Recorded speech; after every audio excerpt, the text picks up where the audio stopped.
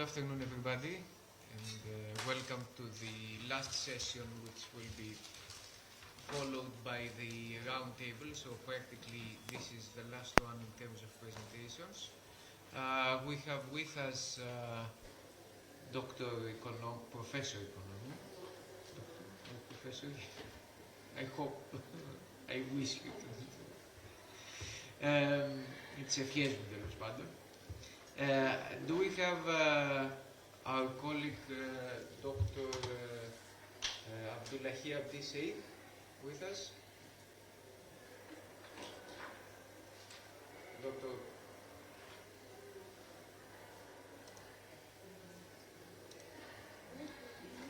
Dr.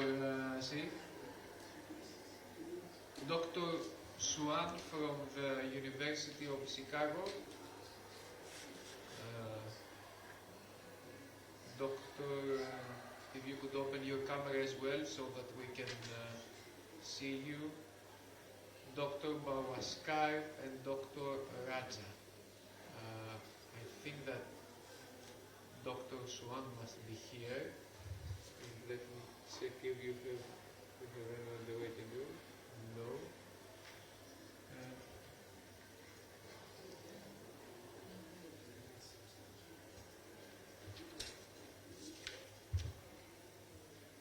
I think that I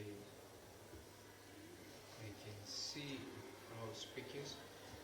Can you hear me, those of you who are participating via Zoom?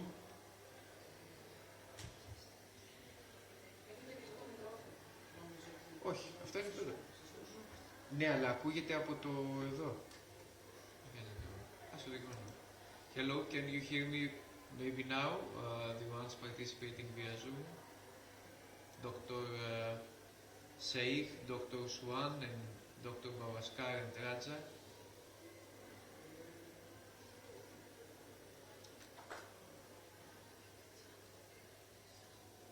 I'm Abdullahi in Nairobi. I can hear you loud and clear. Okay. Thank you very much. If you can open your camera as well, because we cannot see you, it would be much more helpful. And the rest of the speakers. Thank you. Noor, I can see that is with us, as well as Raseb, Oscar. But yes, I'm here. hello. If you can open your camera as well, it would be very helpful. So I suggest that we begin with Dr. Economou, who is with us here with physical presence. And then we can move on with our colleagues who are participating via Zoom for their presentations, for your presentation. So, Dr. Economou, you have about 15 minutes. The floor is yours.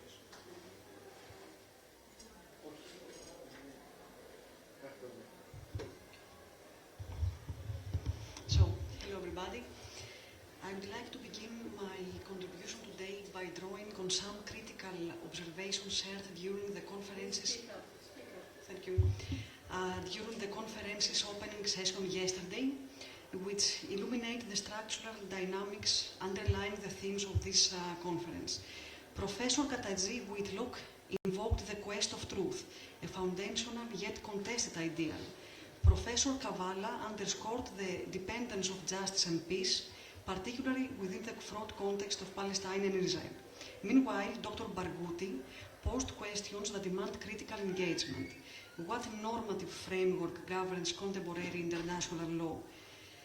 How the principles of self-defense and self-determination operate within an unequal global order?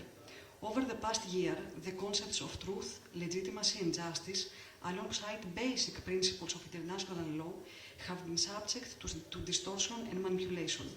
When this phenomenon is situated within the broader context of a global institutional retreat, a pressing question emerges. How long can the international order sustain its legitimacy while justice remains elusive and an unfulfilled promise? These questions highlight the profound crisis of international law and politics. The crisis unfolds across two connected dimensions: the institutional and political failures of the international system and the inability of dominant theoretical paradigms to address these failures.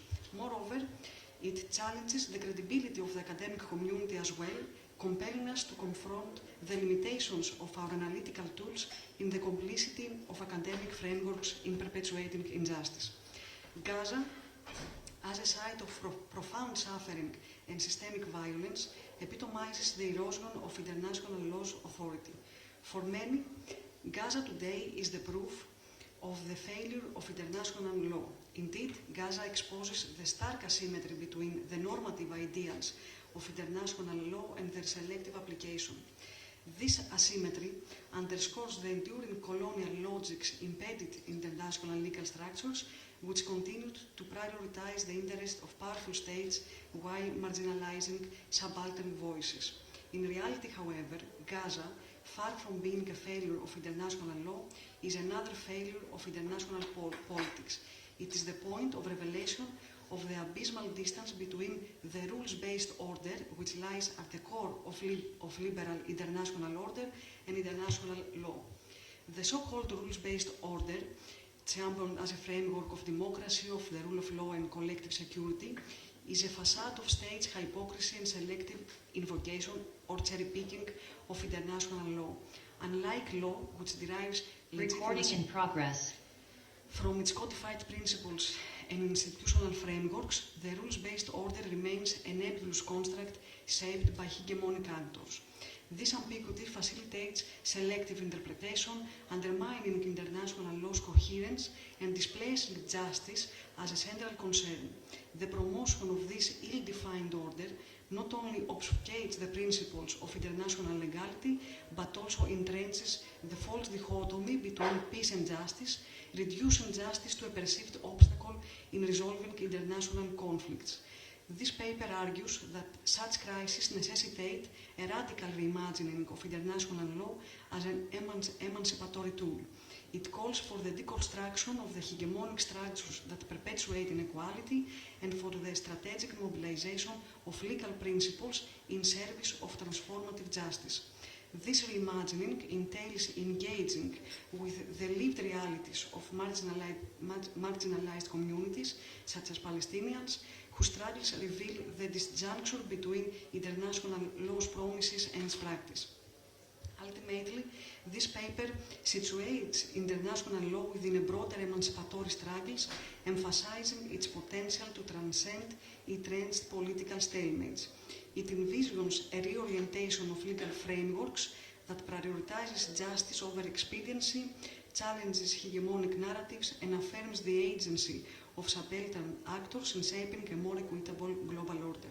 Through this lens, international law emerges not as a neutral arbiter, but as a contested and transformative terrain capable of advancing peace and justice in the face of systemic oppression. The Israeli-Palestinian conflict, with Gaza as a focal point of violence, displacement, and a humanitarian crisis, of course, has become a persistent challenge for the international legal and political order. While international law provides a framework for conflict resolution, its application in Gaza reveals significant limitations.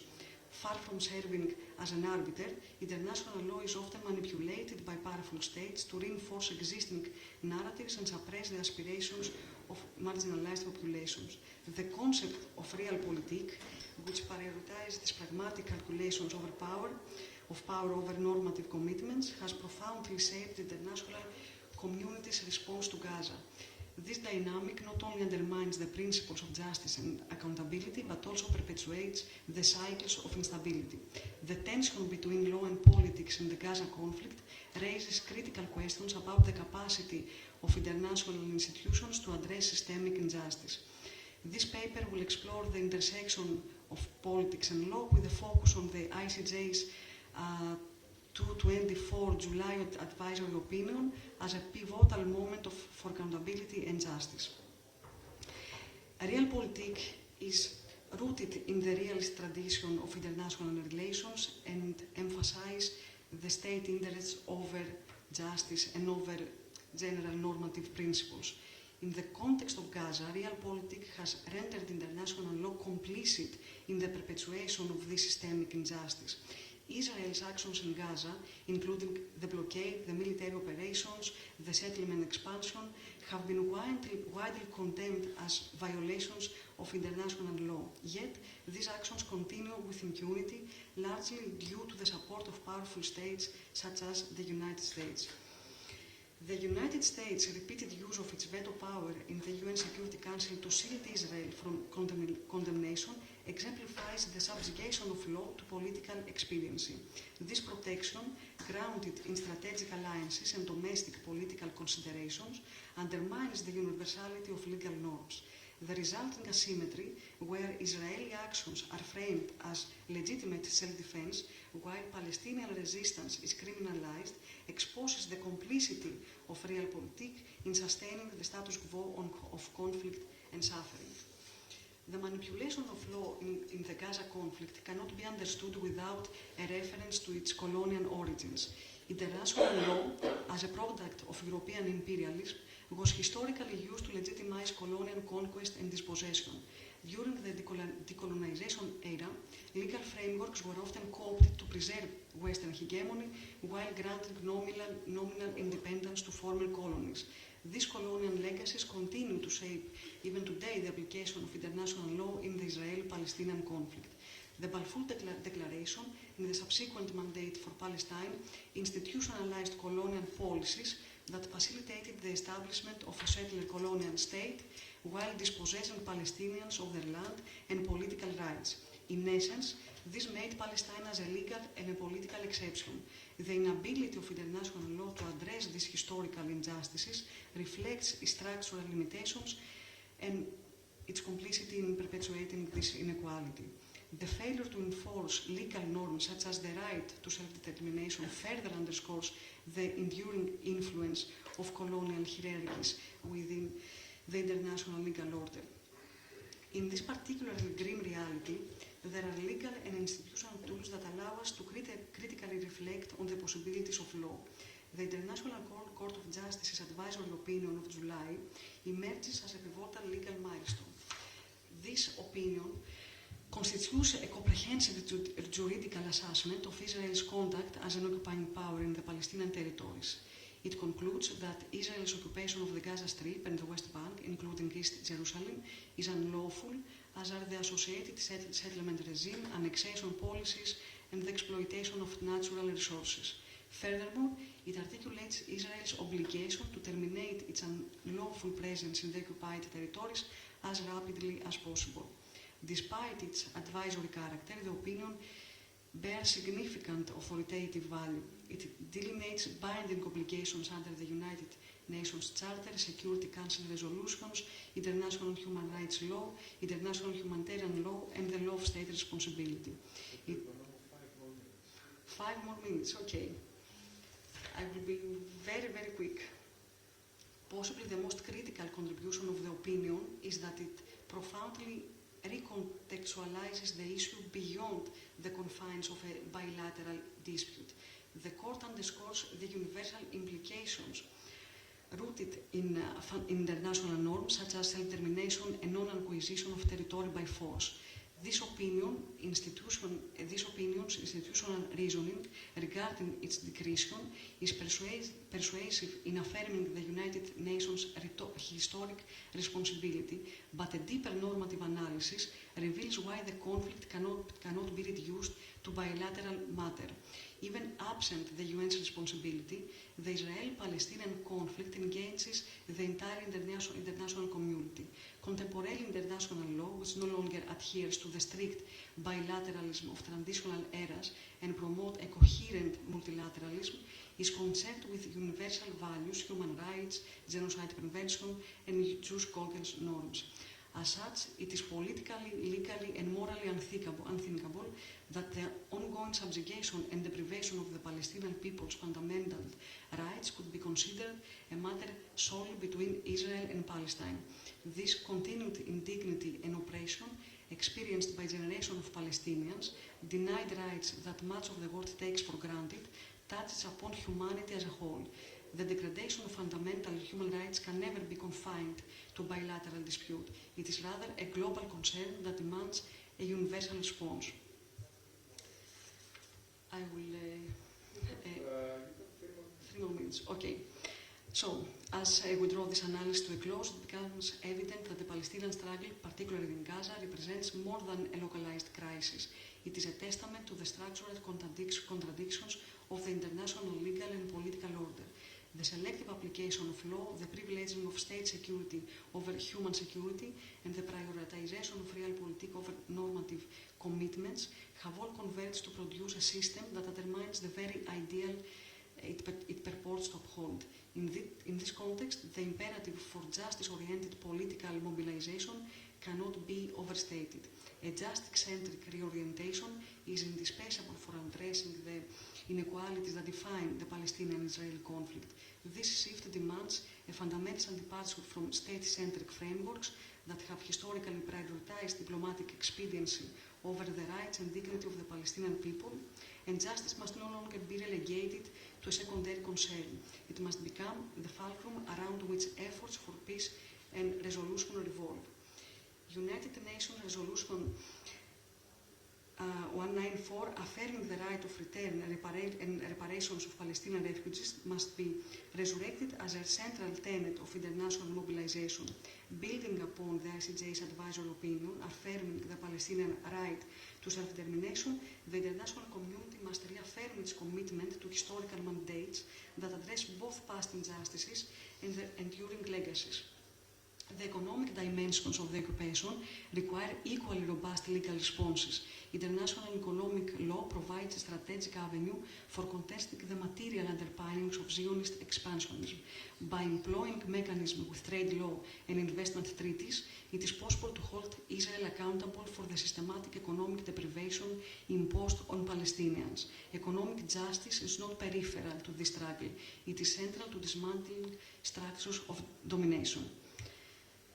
The imposition of a military embargo of Israel is not an act of partisanship, but a moral and legal necessity. The continued supply of arms and dual-use technologies to an occupying power exacerbates the humanitarian crisis in Gaza and entrenches this systemic violence. The principle of universal jurisdiction remains an underutilized yet potent tool for advancing accountability. By pursuing legal action against Israeli officials in jurisdictions with favorable legal frameworks, the international community can demonstrate that impunity is not an inevitability. Despite its limitations, international law remains an indispensable framework for advancing justice. Its emancipatory potential lies not in its uncritical acceptance, but in its capacity to be reimagined as a tool for systemic transformation. Okay. Okay. I could close my contribution here. Okay. Thank you very much. Thank you. Thank you.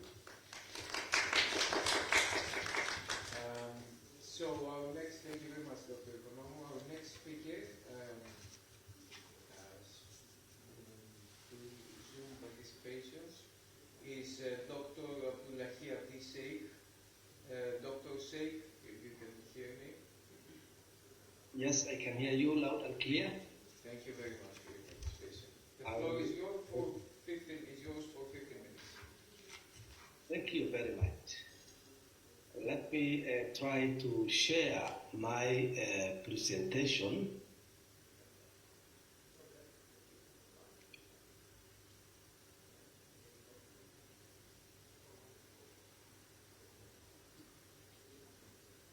There is a green button at the bottom of the screen.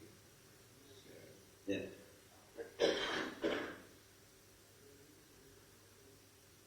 Okay. I am unable to share. Let me see. Let me repeat again the process. Okay, and then I come here. Green. If you can see, then it should be working.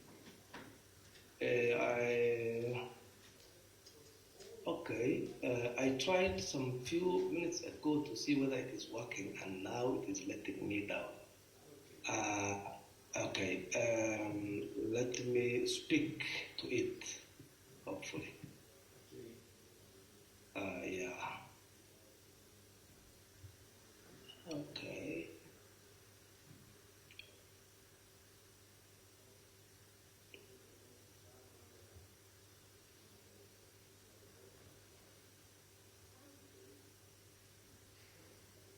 Uh,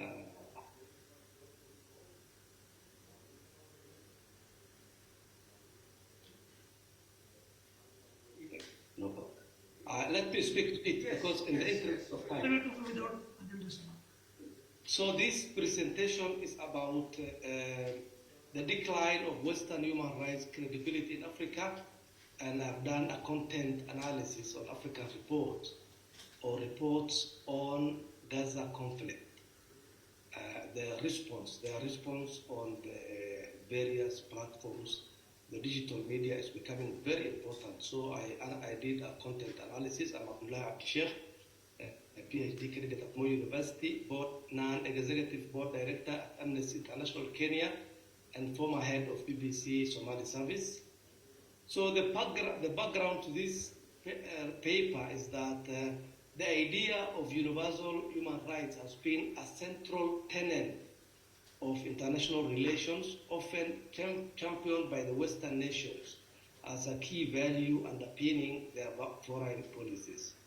So for decades, of course, there were a lot of misgivings with this, but this narrative has always portrayed the West as the global moral authority, sometimes playing the role of global moral police.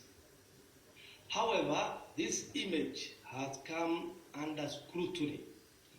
It has previously came under scrutiny, but now so big. Usually during this Gaza conflict, because of their action or inaction to what's going on in Gaza.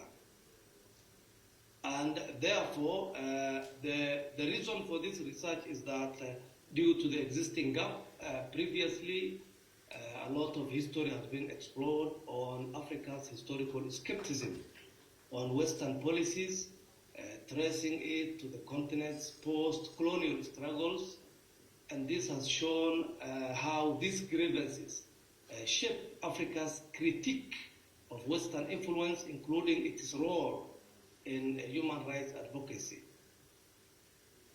Therefore, the intersection of Africa's historical grievances versus the colonial history with the West and the dynamics and real-time mobilization of these grievances through digital platforms, whether media or social media, because a lot of media are now using the social media or the internet in the Gaza, over the Gaza conflict, that's what we are looking at. This area has not been well understood. A lot of research has been done, but it focuses on global geopolitics analysis, and it overlooks how digital media in particular has transformed public engagement, especially for the Africans. It has given them an avenue to assert their perspectives in global debates and challenge the global or Western-dominated narratives. Therefore, we are investigating the African voices, how it has come out very, very clearly in support of Gaza. And the theory we are looking at or using in this paper is the post-colonial theory.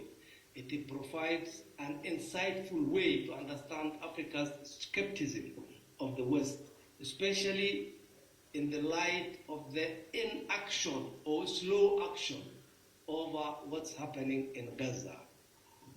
A lot of scholars have spoke about that and shed light on how global power dynamics influence the selective application of human rights principles. Therefore, in challenging Western double standards on human rights, This theory, post-colonial theory, calls attention to the Eurocentric framing of human rights. This framing often fails to accommodate the diverse lived realities of people in the global south and in Africa. And therefore, for Africans, the Gaza conflict highlights the limitation of this approach, the Eurocentric approach of human rights, where Western powers are torn between claiming moral leadership and moral authority, but fail to act when their strategic interests are at stake. And scholars like Said, 1978, and Bembe, 2019, argue that such inconsistencies reinforce the view that global human rights frameworks are designed more to sustain Western hegemony than to advance genuine equity and justice. And the methodology I used is a qualitative approach, content analysis method, where I explored African views on the Western human rights credibility in the wake of the Gaza war, especially focusing on media reports and opinions expressed on social media. Data collection involved careful selection process where online media articles, social media posts were screened based on the relevance, and a total of 15 media articles and 100 social media posts and comments from Facebook and Twitter were reviewed, and I used a thematic analysis to identify and categorize recurring themes on the issue. So to summarize the findings, there are 4 key findings here that I summarize. First is the double standards. Articles, opinions expressed highlight greatly on the disparity between the West's swift action when at sometimes in their geopolitics interest, with a specific focus on how they acted swiftly and quickly in Ukraine, and their perceived complicity or silence, or in other words, slow response for some European nations regarding the Palestinian casualties in Gaza. And the other theme that came out is apartheid allegations. Of course, Africans do remember, and there was the issue of the apartheid era in South Africa, and they are drawing parallels with what was happening in South Africa. And many of them criticize Israel's treatment of Palestinians, labeling it as an apartheid in the new modern world and a violation of the international laws.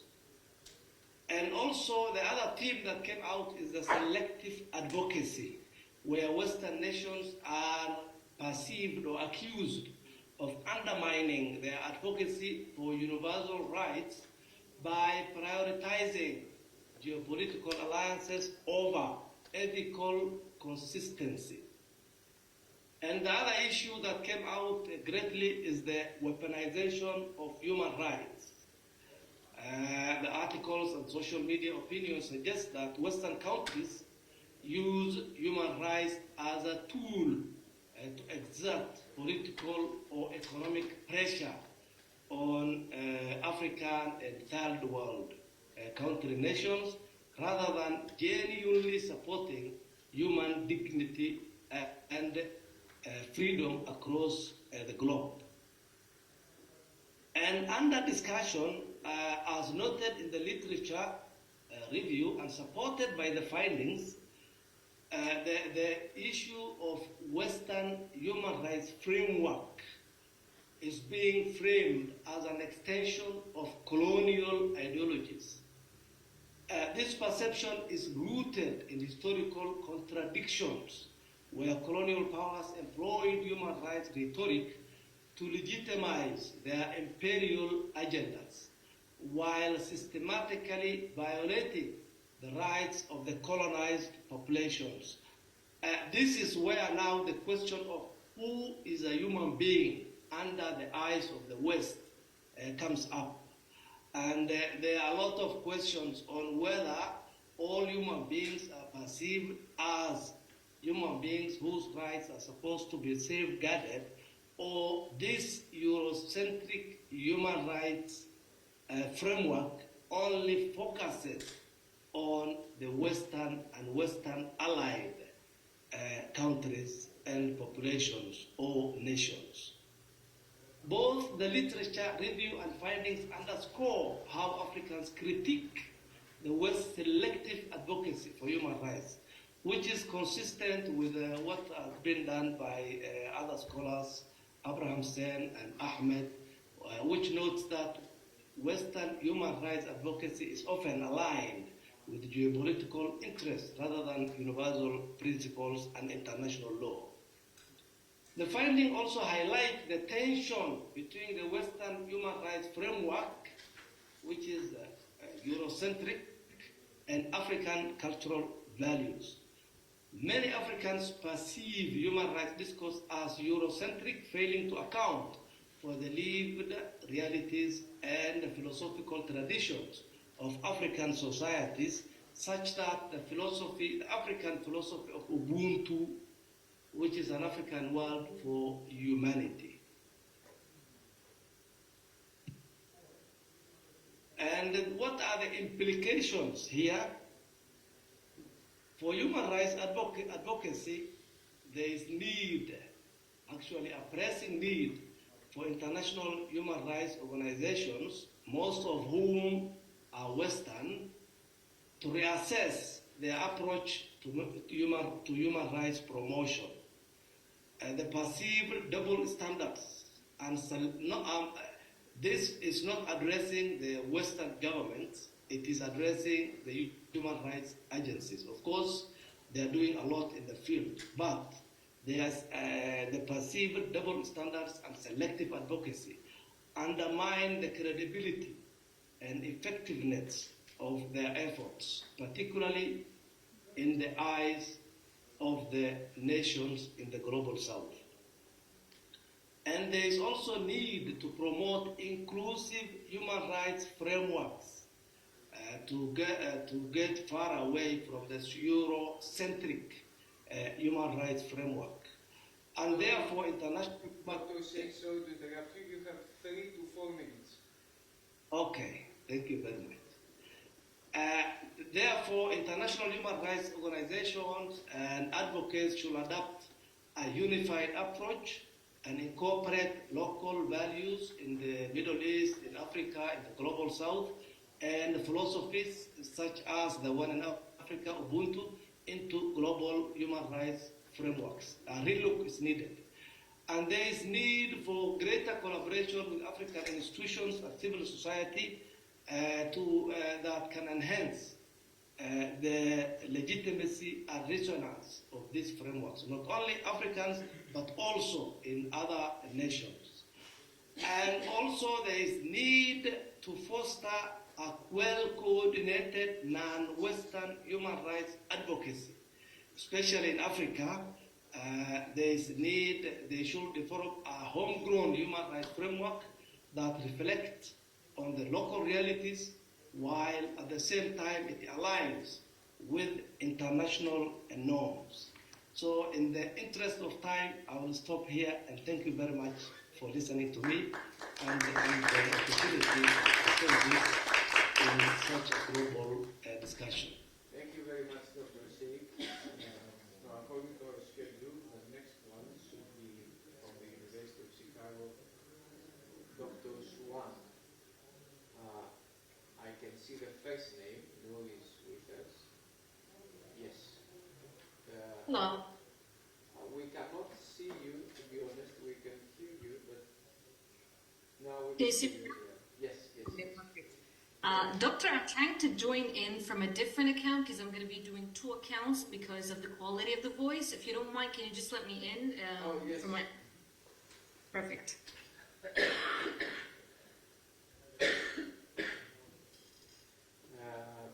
So you have more or less 15 minutes, so up to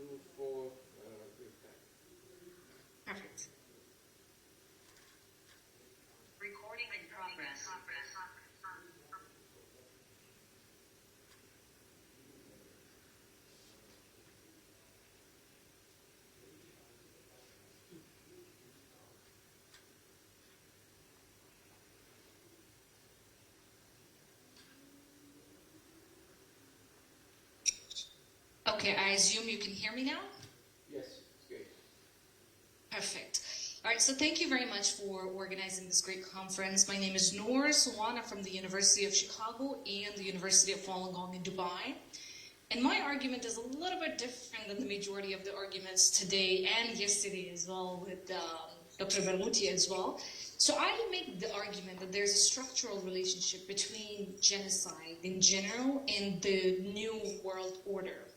And I look at it from an IR perspective, by the way. I look at how does the liberal world enable genocide. That's in general my overall thesis. But then I also connected specifically to Gaza, and because Gaza is a great case study for my argument. So just to begin with, in general, IR does not necessarily deal with genocide as much as you would have thought they should.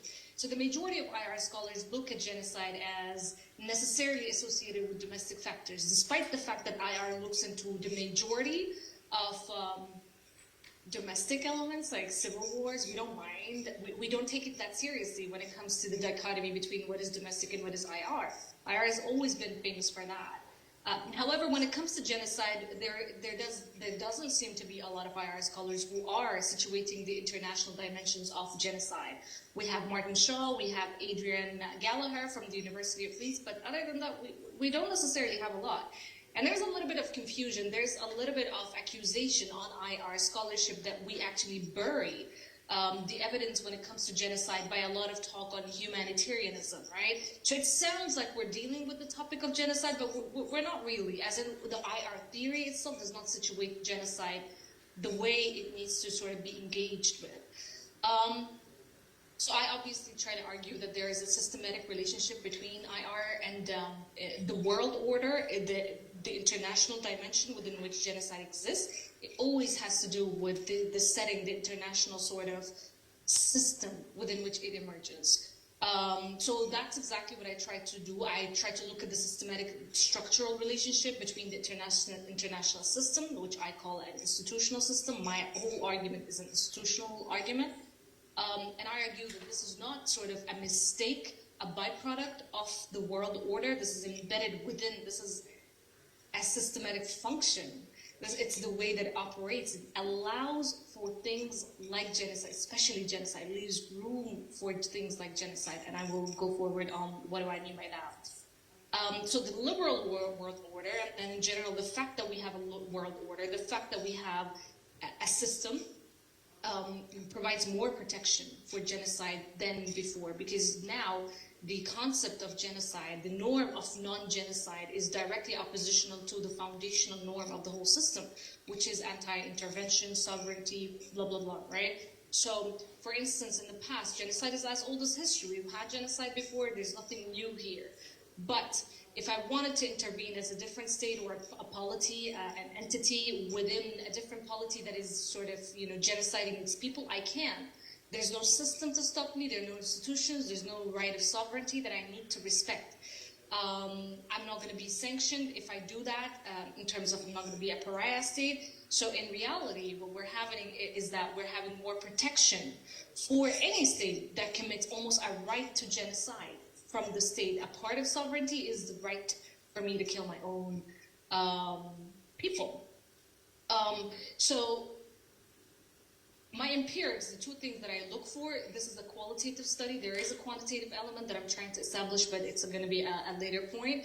I look at the clash of norms. The problem is that what we've done is we've institutionalized two directly opposing norms, which is the norm of non-genocide and the norm of non-intervention. And the only way to stop genocide is necessarily through intervention, which is why, IR scholarship has buried the very concept of genocide in that there's a lot of literature on humanitarianism and intervention, right? But now we have the dual institutionalization of two directly opposing norms, and then there's an unequal internalization of both of these norms. So the episteme is more subscribed to the norm of non-sovereignty over the norm of non-genocide. It's a cute norm. We like it, but we don't necessarily know how to apply it, as in we provide more protections in order for states to get away with it. So the motivation for this research, and in general the literature review for this research, is that the rise of the nation state just gives a template for inclusion of an interconnected system. And that's, from an IR perspective, that's what institutionalism is, that we have a system now, we're connected through international organizations, and now we have this conceptual sort of liberal order / institutionalism, and that's exactly what we mean by that. So there's a hegemonic sort of template for what a political entity needs to be, and that template is the template of the nation state.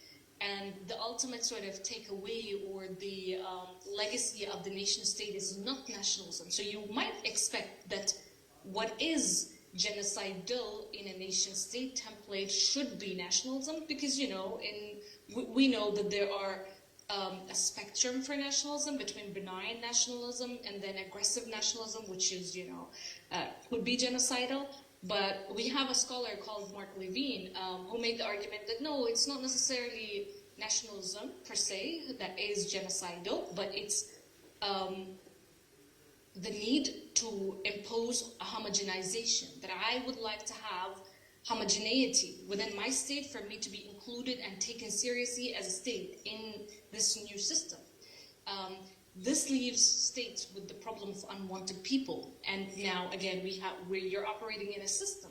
So in the past, you could always throw away your unwanted people. You had 3 different ways you could deal with unwanted people. You had deportation, mass deportations, and that was, as long as you take them out from the city walls, you're good to go. It doesn't matter where they go.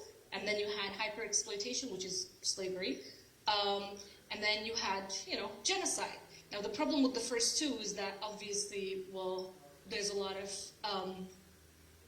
I would say, it's difficult. You could still make the argument that hyper-exploitation slavery still exists, but it would be theoretically difficult to do that and to get away with that. And then the mass deportation does not work anymore because you would be imposing on a different territory, and so you're only left with one thing, which is genocide. So how else would you get rid of the unwanted people? So I make the argument that nationalism could be a route to genocide, but it's not the only route. It's just one route, and we don't want to get lost in that.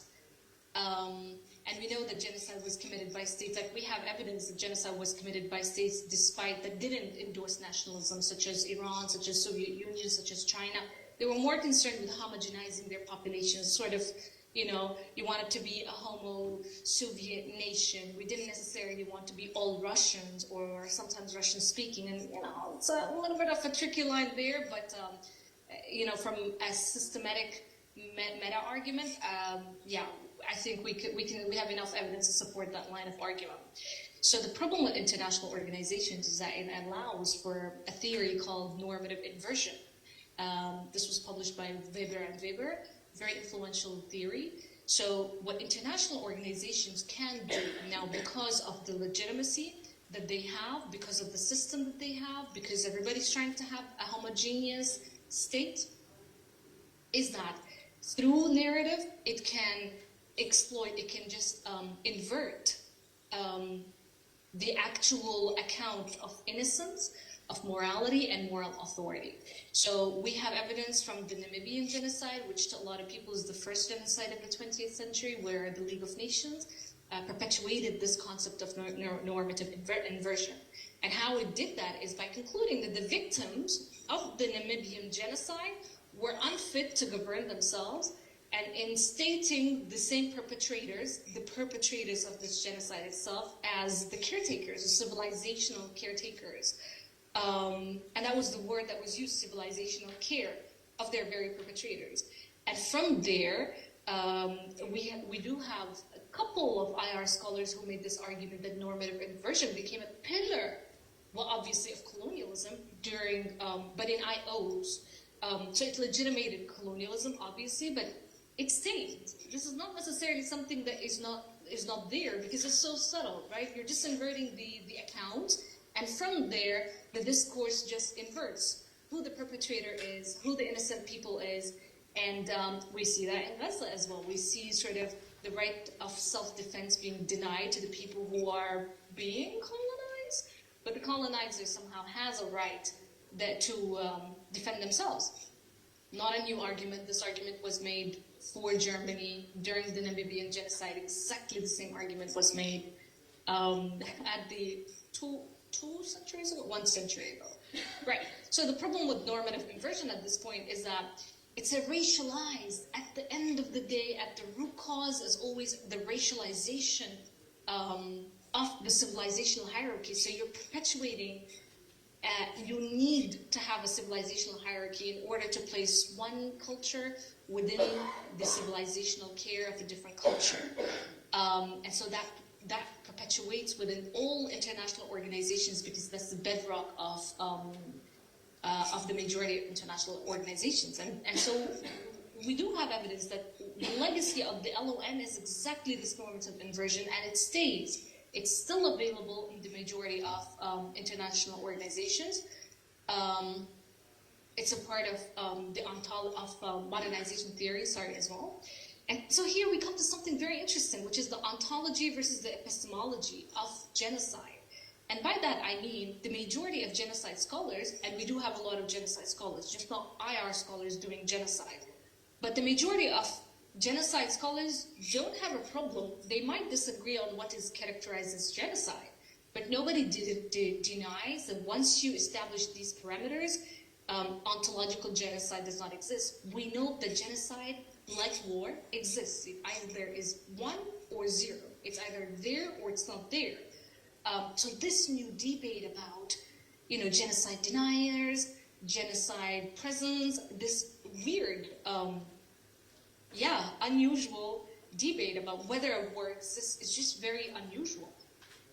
And so there's a big gap between genocide and its provability, but that gap does not exist when it comes to war. We don't fight as much when it comes to just acknowledging if there's a war or not. So genocide is obviously a lot of you would know that this is a very highly political word. It was just used by Raphael Lemkin in 1944 to mean anti-population violence. It really wasn't sort of raised to be such an institutionalized, such a difficult to prove word. And obviously the majority of you know as well that genocide was only adopted in the UN Charter after it was edited by collective editing, rounds of editing by states.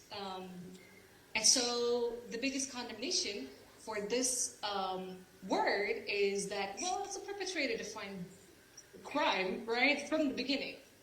So what happened right now, because so genocide became something fundamentally unknowable, undefinable, often unprovable. Like let's just agree to disagree.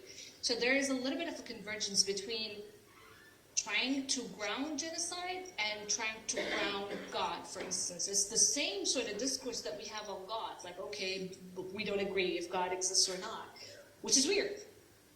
Because 2 decades? Yeah. Sorry to interrupt you. Keep in mind that you have about 2 to 3 minutes. 2 to 3 minutes. All right. So the biggest sort of takeaway from the bottom line from my research is that we have reduced, or the institutions, an institutional world order has reduced, demoted the presence of genocide to an epistemology, to a belief, a matter of belief, the same way that God is a matter of belief. So now we have no way to sort of ground it. And that's the power of institutions. That is a direct byproduct of a direct sort of systematic feature of an institutional world order, that institutions can create epistemologically new realities that can confound things that ontologically exist to begin with. So in a way, my research sort of raises the alarm on what comes next. If we can play around with things that ontologically exist because people are, dying, quantifiable, numbers of people are dying, then what else comes next? What else can institutions or an institutional world order sort of confound? And with that, I make my end. Thank you very much for your presentation. And our next speaker is Dr. Bawaskan. Yes. Am I audible? Yes, we can hear you very well. Thank you, organizers, and good evening. My topic is fueling the fire and how great power competition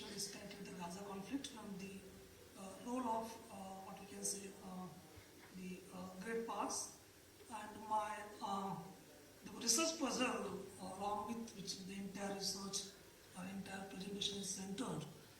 The research puzzle is that the Gaza conflict, like long regarded as a regional struggle, and is increasingly become very battleground for the great powers rivalry. And the persistence and the intensification of the conflict, despite the international mediation and peace proposal, raise critical questions. And the research puzzle focuses on the understanding how external actors, particularly the United States, Russia, and China, influence the conflict. And the entire presentation is centered around the one research question, that is that how great power competition is involved in this and exaggerate the Gaza conflict and impede peace efforts across the world, across the entire Gaza area. Throughout this presentation, or beginning this presentation, my argument is that the great powers have historically used their power to escalate conflicts for their own geopolitical interest. And we have seen throughout the history, the great powers has consistently used their influence not to de-escalate the conflict, but to escalate them where it aligned with their strategic geopolitical interests. So rather than prioritizing peaceful resolution or diplomacy, these powers often use conflict as proxies to advance their broader agendas, manipulate regional dynamics, and maintain or increase their global influence. And this tendency has been continuous everywhere in many of the regional conflicts. This Gaza conflict, the Israel-Palestine conflict, is also one of the witness for such kind of proxy war, we can say, or rivalry between the great powers, ranging from like US, Russia, and China as well. And it is also the example that during Cold War also, this Russia, USSR, and USA, the USA has manipulated their great power influence to escalate the Gaza conflict. And when we talk about the current conflict happening today, or happening currently, recently in the Gaza Strip, here also we can say that this conflict also serves as stark illustration of how great power escalate violence in the conflict for their own geopolitical gain, rather than seeking de-escalation of this resolution triggered by clashes in like East Jerusalem and the storming of Al-Aqsa Mosque, all these things. The point where what I want to highlight here, that great powers always utilize this kind of regional issues or conflict for their own interest. So the cyclical nature of violence in Gaza, where each round of escalation deepens, the scares and the further entrances mistrust between these two, like Israelis and Palestinians, that is always fueled by great powers. So how great powers, what role great powers are actually contributing in this current conflict in Gaza? And if you take example of USA, Russia, and other global powers, they play a very central role in executing this conflict. The US, for example, in its unwavering support for Israel, provides not only military aid but also diplomatic covers, as seen in the blocking of ceasefires resolution in the United Nations Security Council during 2024 conflicts. And the US framing of Israel's military action as self-defense legitimizes, and it also legitimizes Israel's airstrikes and other what we can say aggressive responses, despite the overwhelming civilian casualties and destruction in Gaza. And this all kind of diplomatic protection that prevents international intervention, which could otherwise put pressure on the Israel to cease the military operations and prolonging the suffering of the civilians from both sides. At the same time, Russia's involvement in the regime, especially its support for Palestinian factions including Hamas, and complicates efforts to de-escalate the situation. And Russia uses its position as a what we can say counterbalance to US influence, framing its actions as an effort to champion Palestinian resistance against Israeli aggression, and this support, like we can say, models actions within Gaza, like Hamas, to pursue military actions against Israel, leading to more violence. So, by supporting this kind of resistance or opposing US narratives, Russia ensures that the violence continues to escalate, making it harder for peace efforts to succeed. And the involvement of these great powers entrenches the conflict as their geopolitical interest, and this often, like we can say, take precedence over the humanitarian concern. And as I said, this cyclical violence and external influence, as it always escalate and highlight the cyclical nature of violence in the Gaza and every conflicts differ scarce, making future peace prospect increasingly difficult, and international efforts also become very, we can say, less. So how this involvement of the different states, different great powers are involving, or we can say increasing, like we can say, these great powers are actually providing what we can say competing narratives among these great powers and local actors that perpetuate the conflict. Like US and Israel frame their actions as I said, necessary personal defense and counterterrorism, or as part of counterterrorism, and emphasize on the threat posed by Hamas. And at the same time, like for example, if you take over the example of Russia, which highlights the humanitarian impact of Israeli policies and frame the struggle as anti-colonial resistance. On the other hand, if China adopts a neutral stance, advocating for developing and dialogue while subtly aligning with Palestinian statehood aspirations. So these divergent narratives fuel polarization in international forums and obstructing what we can say consensus on and effective mediation in this conflict.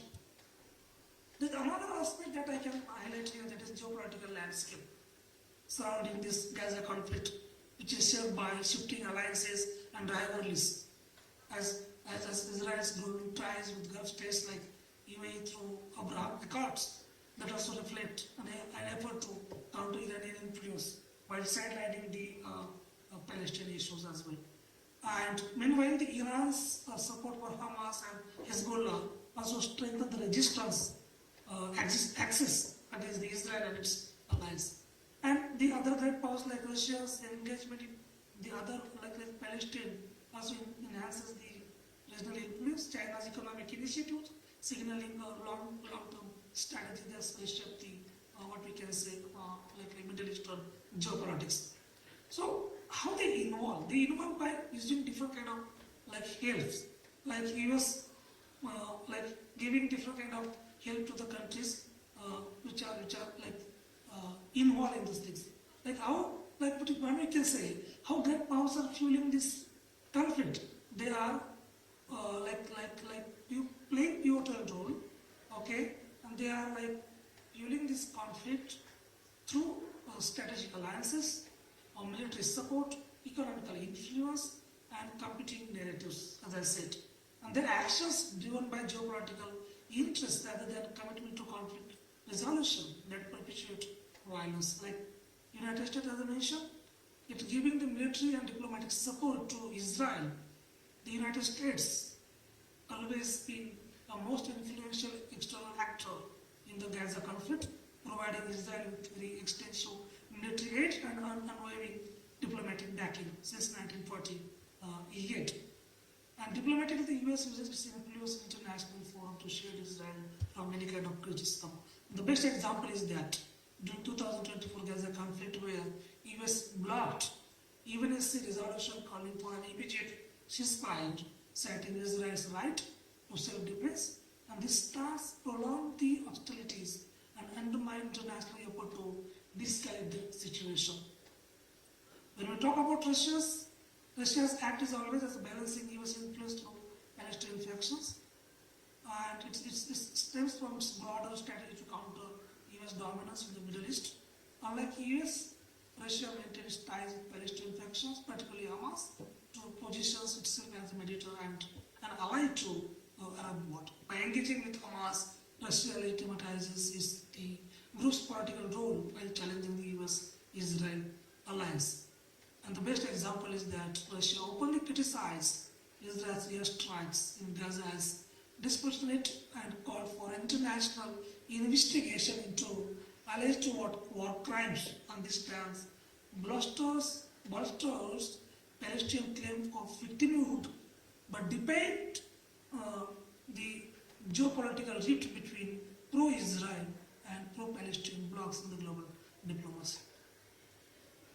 As far as China is concerned, China is basically, we can say, looking up to this economical and strategic, economic diplomacy and strategic neutrality. China's involvement in this. Dear colleague, sorry to interrupt you. Keep in mind that you have 4 more minutes. Yes, I am finishing in 2 minutes only. So the Gaza conflict is distinct from, like we can say, China's involvement. When US and Russia is like different. From there, China's involvement will be different. While avoiding any kind of direct military or political intervention, China uses economic diplomacy to expand its influence in the Middle East through its Belt and Road Initiative and other economical, we can say, programs, initiatives. And China has invested heavily in regional infrastructure, including in Israel, while maintaining diplomatic ties with Palestine as well. So this dual engagement position China has, the neutral actors advocating for development as pathway for peace, and the best example that China called for ceasefire and reiterated its support for two-state solution. However, it refrained from exerting significant diplomatic pressure on the either side, highlighting its preferences on long-term influence or immediate resolution.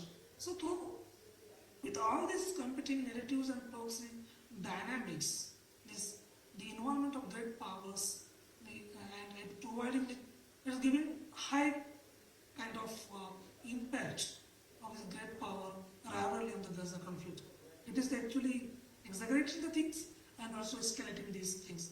So in concluding, I may say that the role of great powers in perpetuating conflict and the Gaza conflict, as with previous escalations, underscore the destructive role of great powers in perpetuating the violence for their own geopolitical objectives. By framing the conflict in ideological and strategic terms, external actors for these great powers, the USA and Russia and China, fuel the flames of violence, prolonging the suffering of civilians, preventing meaningful diplomatic resolutions, and this pattern of escalation highlights the need for fundamental shift in how great powers engage with the regional conflict. Instead of using conflict as a proxy to assert global dominance, there must be a concerted effort to prioritize humanitarian outcomes, engage in neutral mediation, and reduce the external political influence that perpetuate violence and instability. Thank you. I hope I have finished within the time. Thank you very much. And our last speaker is Professor Irfan Raza from Uzbekistan University. Dear colleague, the floor is yours for 15 minutes. But your microphone is turned off, so we cannot hear you.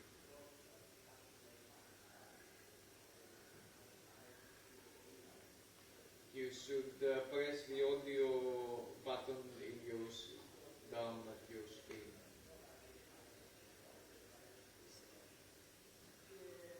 It's next to the video. Yes, Yeah, now? yeah. No. Can you hear me now? Yes, we can hear you. Right.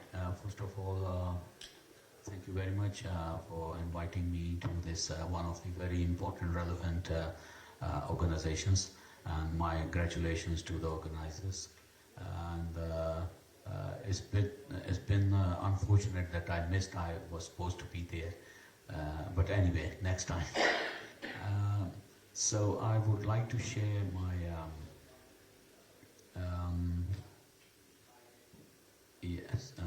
I would like to share.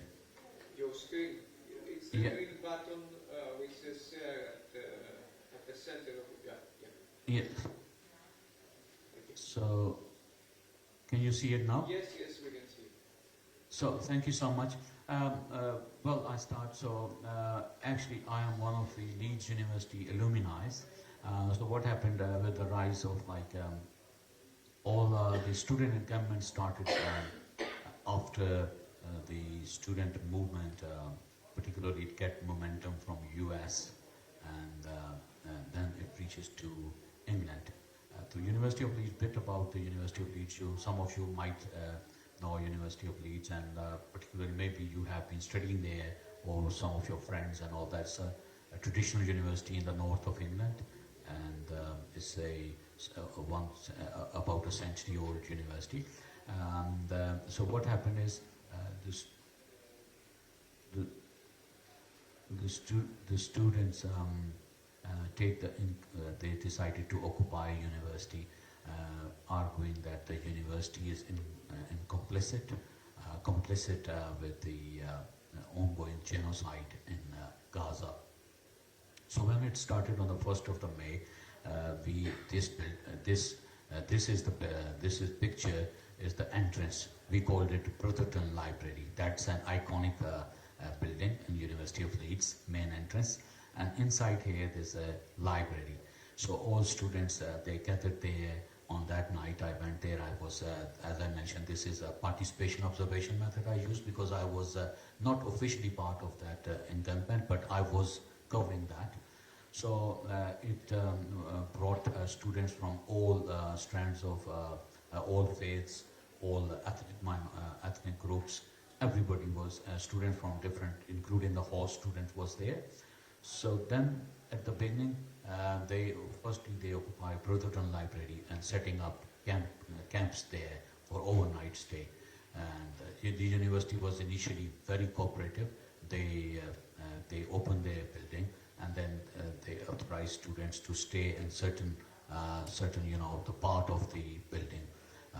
There was a mutually agreed, like a peaceful protest. And then when peaceful, it started later on the same next day. It was Sunday. So the opposing group, which is the Jewish students, they said no. They felt it's a threat. Label it as anti-Semite, and they deny there's nothing, things happening there. You can't say it's a genocide. Anyway, on that Sunday evening, unfortunately, the university called security and police, and they forced students to leave the main building where they were occupying it. And then what happened is the next day, the students entered into a place opposite to Leeds. I will show you in pictures. Opposite to Leeds University Student Union. We have a little ground there, so they started camping there, and they were being joined later by the local associations. For example, Teachers Association for Teachers, labor unions, and teaching unions, local communities. So it was like, it turned out to be a encampment where students were being supported by local communities who were bringing food for them. And as the university started getting a bit unpleasant and distastefully hard on students, these students were also supported by their lecturers, saying that if you are not coming to lectures and if you are participating in encampment, what we will do is we will come there in their own time, and they will have lecture covered. So they got all support from the local communities. Here you have a very important point which has been captured by and as a visual evidence for that.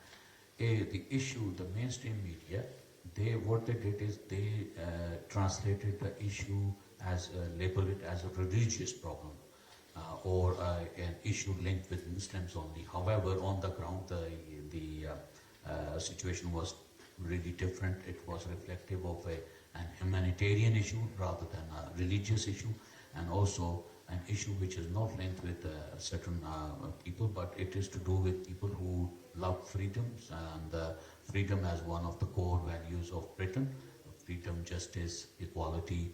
So there was like we have Venn diagram. So that was the mutually agreed place. So as you see here, this gentleman is Benji. Benji was one of the organizers of the encampment, and you can see here these camps behind. This is over another building, and you can see that time to time students they were making arts, and they were raising their voice using different modern means. They created a TikTok page, they created Facebook page, and they were connected through WhatsApp groups, and they were also using Instagram. For this study, these are the highlights of study. I applied theoretical concepts, particularly Edward Said concept of Orientalism, how the West, which is still valid, is how the West see others, and then I'm using another concept as well, opposite, how others see West as well.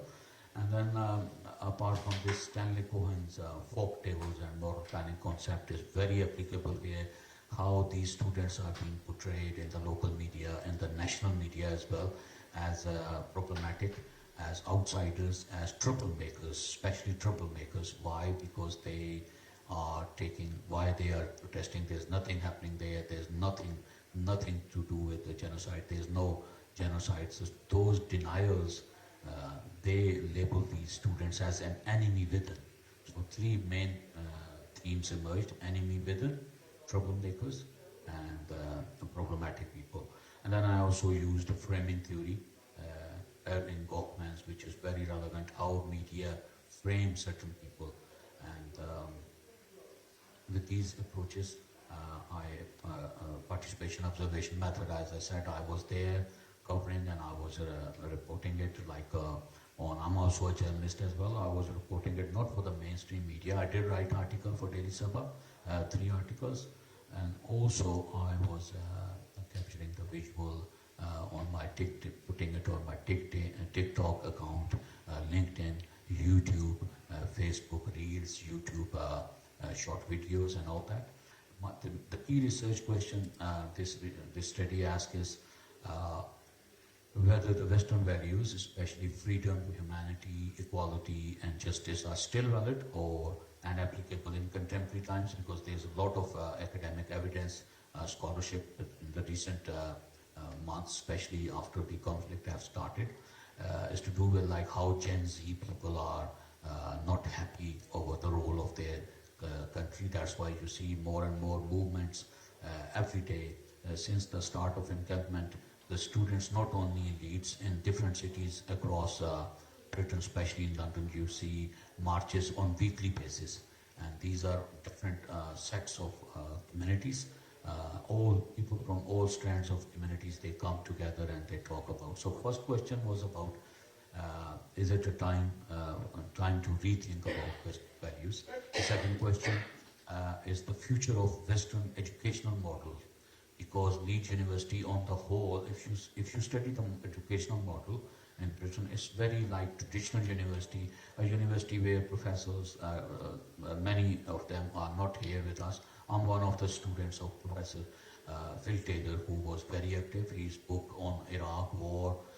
There are other professors, very prominent people. So the other question arises was Western educational institutions and their role in world politics after being associated with wars and conflict, because here the University of Leeds was, accused of being complicit in this war. And then... Dear colleague, so you have about 5 more minutes. Yes, I will be finishing. Thank you so much. So what happened is on day-to-day basis, these sound bites, every day I collected sound bites, and I was asking the participants about their activities, about their morale, about the role of university, role of communities, role of local and international media, because this encampment was covered by Al Jazeera, by BBC, local newspapers, national newspapers as well. This is Sufyan, and this is Lizzie. She's studying. They are students. She was studying there. She's one of the organizers. As you can see, day 38 highlights. And what they were doing, they were holding. They organized Sunday markets. This is one of the examples of students. She is studying masters, doing masters in fine arts. So Melissa was selling her fine arts. These are documentary evidence. These are on Facebook, YouTube. These videos are there. And also, what happened is later they have not only from occupying spaces to organize marches, I call it. There was students who were organizing a weekly march, starting from every Saturday at 1 o'clock at the meeting at the city center, and then using different routes and come back to university. And local people, especially the restaurants and all that, they were providing food to encampment people. There were over 100 people in the encampment. It was like about 500 to 800 people were recorded at different times. It kept on increasing in the protest. This one, can I play a bit, 2 minutes, or I'll leave it because of the time constraint anyway. These are, they were like,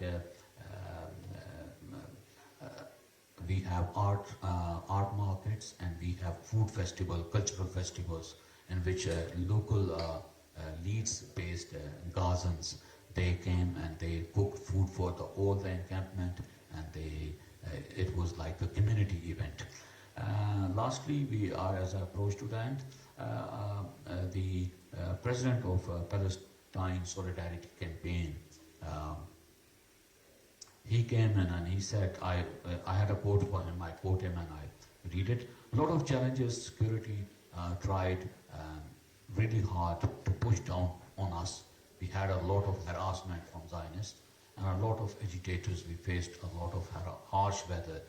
It was raining throughout and they were there. Harsh weather as well as, but throughout all of it, we stuck through it, did various actions, large mass walkouts, and we also diverted some of these Saturday marches weekly that happens here and laid up to the University of Leeds to really show that it wasn't just student fighting, but the community together.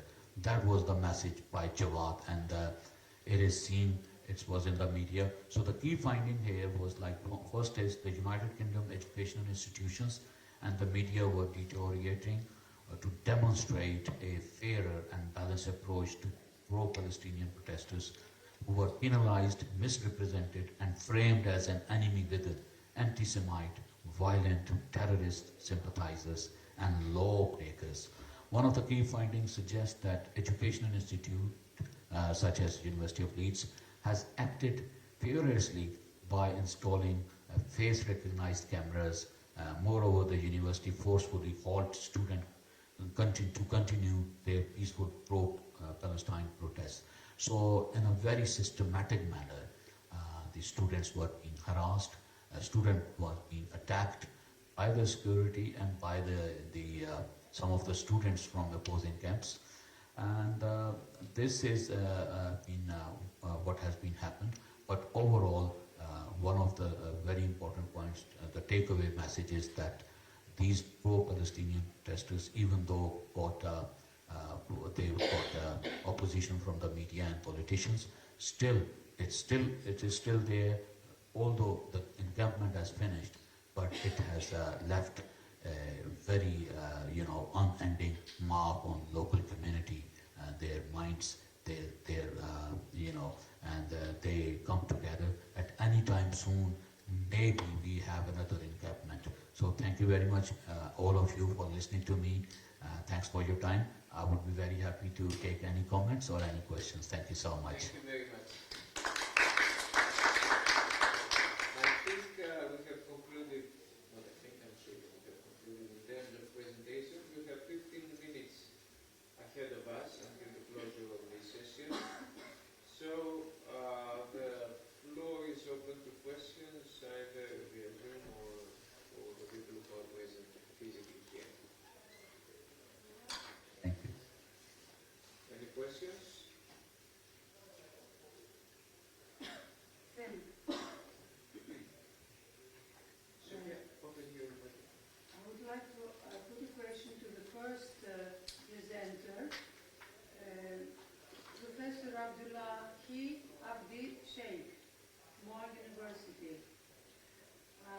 he around? Is he with us? Yes, yes, we feel. Okay.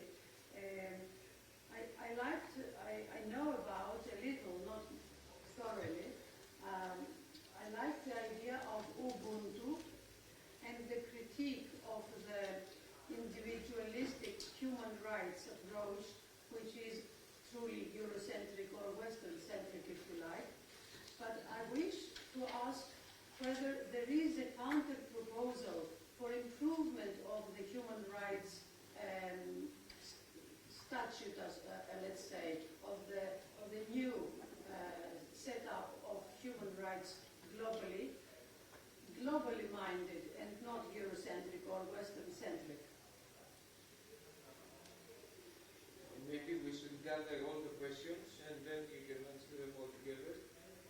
Any other questions? Yes, I have a question. I'm not sure.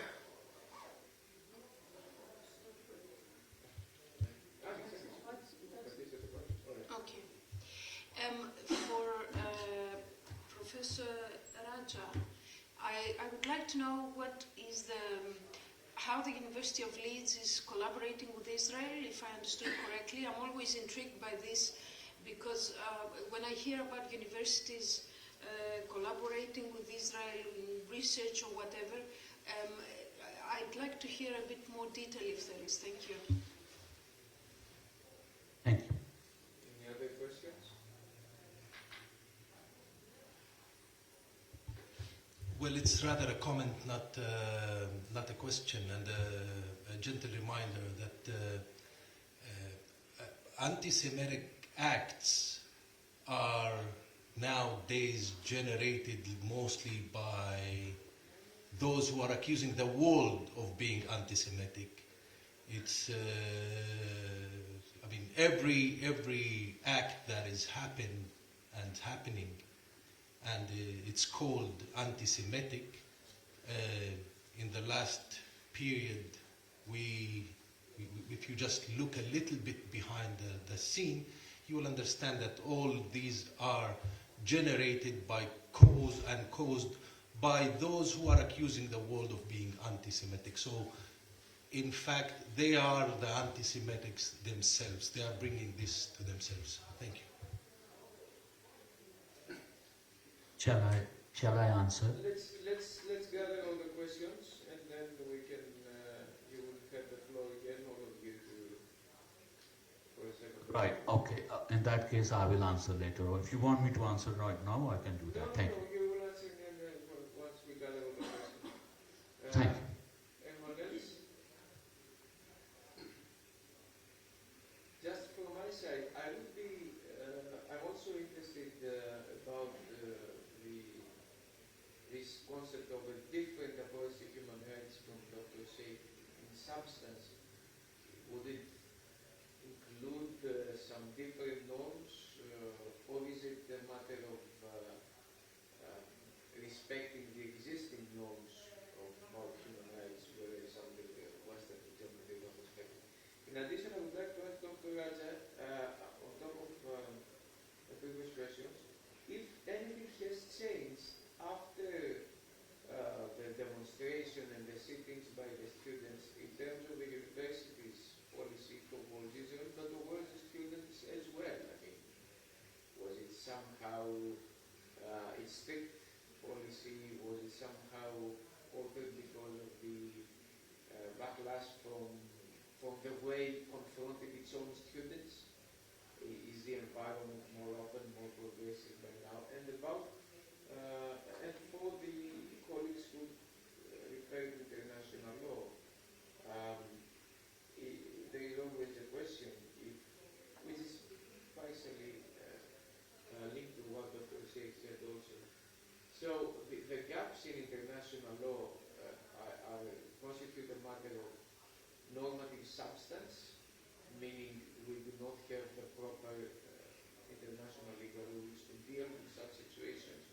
Or is it a matter of upholding existing norms which otherwise would fit perfectly in terms of dealing with this situation? So I think we have quite a lot of questions. We only have 10 minutes, unfortunately, but that's a good thing that we have a lot of questions. Many questions. I suggest that we go the other way around, and each of you has more or less 2.5 minutes. So we should begin with Professor Raja, and then go to Professor Baroskar. Professor Raja, the floor is yours for 2.5 minutes, so that we have. Right. Thank you once again. Thank you so much for very important, valid questions. The first question was being asked my colleague there about cooperating with the Israeli government. There is a lot of evidence. First of all, if you look at, even if you virtually go and see the University of Leeds Business School, that is being, the most buildings there are being gifted by Marks and Spencers, and which is a clothing empire. It was born in Leeds. It has contributed to Leeds, so there is a lot of funding from coming from the Jewish-owned organizations. I wouldn't say there's anything wrong with that. The organizations, they always pool money into educational institutions, but because this money is coming from Marks and Spencers, Burton's, and other prominent Jewish-owned entities, so it does have an influence, a deep influence, systematic one, on the university thinking, on its policies towards different political matters. So in that way, that is something, why they cooperate. Even you, in the student newspaper you see, which is online, you will see a very systematic language, George Orwell's sort of political language is used to cover up the Israeli government crimes against humanity. And then most important point is that we have Jewish professors there, and when we talk about this Israel-Palestine issue, we forgot that most of the time people forget that they try to bring emotional sides. Because you will see people of all faiths. They were Jewish students, they were part of encampment, so this is very important. Yes, university is under huge pressures from the rich organizations, corporations, but at the same time, because it is a red brick university, they use the phrase. Brussels Group is heavily under influenced from the Jewish lobby. That is this. Last point is because in Britain education is a business model. So obviously these corporations have interest. At University of Leeds there's a new building. It's called Nexus. Online you can approach. It's a bunch of big organizations, enterprises. They have pooled millions of money there. And obviously when you invest something, you get the result. So that's first question. Second question is this: after the demonstration, a lot of things have changed. First thing is there was a story about a Jewish chaplain who served in Israeli army, and he came on online, and his videos are there, trying to celebrate his role and all that. He was being criticized by Jewish Christians and Muslims, students, and their mentors, professors here, academics. So that on that university changes, the university went in defensive. And also in Britain, when we talk about British values, yes, still I myself one of those who have experienced there is justice. And when we go through, if you drill down in the society, yeah, it's a very, it's complex, but it's still, these values exist, and somehow it works. I'll give you a quick example because the question is after demonstration, how university have changed. Initially, it was reports that university wanted to expel students, but under huge pressure, those students taking part in encampment, including the white British Christians and Jewish students, were not being expelled. None of the academics, like as in other universities in America, especially in journalism, have lost their jobs. So none of that cases happened here. And this is just because of a huge pressure coming from not only from students but also from communities, and indirect pressure coming up from academics as well. Thank you very much. Thank you so much. Dr. Bawaskar, if you wish to do so for a very short comment, let's try to be as short as possible at about 2.5, 3 minutes. I think the question is not for me, because one question you asked is about human rights and one international law. So that must be, I think, answers somebody else. Okay, thank you very much. Dr. Usman?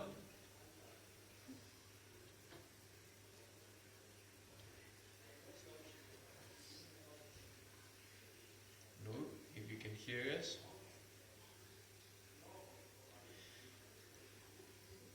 Sorry, I thought that maybe the question was for me, but then I wasn't necessarily sure. So, from my side, I think the question that you asked is a very fascinating question. So, it would be more of a question of application for sure. There's absolutely no lack of evidence for any single genocide, not just this genocide, but in general, when genocides happen, they come with a lot of evidence for them to happen, just like wars come with a lot of evidence. We see the wars happen in the same way that we see the genocides happen. However, their institutionalization is the problem, the institutionalization of this norm of non-genocide and the body of the literature or the law that basically necessitates that we need to use intervention in order to stop the genocide. This is what makes this collision between the two norms, and the majority of the states would just use the majority. The system itself upholds the norm of non-severity. If the norm of non-genocide was institutionalized without it being directly pitted against the norm of non-intervention, we could have had a different sort of result. But unfortunately, this is the reality on the ground. In order to stop a genocide, you need intervention. And we've seen, what happens when you have interventions. And in general, IR theory does not necessarily endorse this idea of interventions for to stop genocide. So I think your question is very interesting, but unfortunately, I won't be able to sort of answer the full scope of this question until I do further research. But yeah, thank you so much for the question. Thank you very much. I hope that your research, I'm sure it will be fruitful. And Dr. Sheikh? Yes, there was a question for me on whether there are any initiatives to set up a non-Eurocentric global human rights framework. That's how I understood the question. So actually, the Gaza war was an awakening for mostly the global South on the real picture of the Euro, or the real nature of the Eurocentric human rights advocacy. And therefore, there is a lot of advocacy, a lot of discussion across Africa, Latin America, and other human rights systems to advocate for a framework that reflects the real human rights or non-discriminatory human rights advocacy. And already the African Union has set up a charter for that, and they have set up a framework for that, and they have a body in that aspect. And there is also an alliance, or a global alliance, on focusing on the issue of human rights, globalization of human rights, and taking it far away from the Western influence. But of course, the other main issue that's tied with this is the reform at the UN Security Council. Of course, without reforming the UN Security Council, still there's a lot of issues under discussion, or globalizing a lot of these initiatives may not be possible, because quite a lot of times the West used the United Security Council for political motivated using human rights as a pretext to intervene elsewhere. So I think it is just the beginning, but the discussion is ongoing, and I think in the next 2-3 years there will be a human rights framework that does not rely on the Western world when it comes to human rights policies and advocacies. Thank you very much. And we will finish with Dr. Economou for any last remarks and comments. To stress that there is no lack of legal norms or of legal framework. There is a lack of political will to utilize these legal norms.